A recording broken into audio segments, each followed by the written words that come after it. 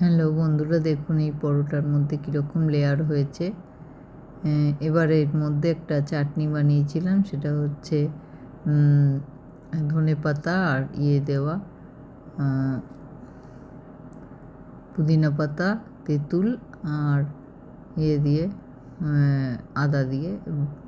এবার ওটা লাগিয়ে নিয়ে মাঝখানে পনিরের ওই যেটা বানিয়েছিলাম ওইটা দিলাম, আর লেবুর রস দিলাম, আর কাঁচা পেঁয়াজ দিলাম। এবার রোল বানিয়ে কাগজ দিয়ে মুড়িয়ে সার্ভ করলাম।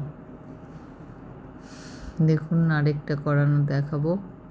ওই একইভাবে ওই চাটনিটা দিয়ে তার মধ্যে মাঝখানে পনিরটা দিয়ে, পনির প্রিপারেশনটা দিয়ে, কাঁচা পেঁয়াজ দিয়ে, লেবুর রস দিয়ে রোল করে দেব।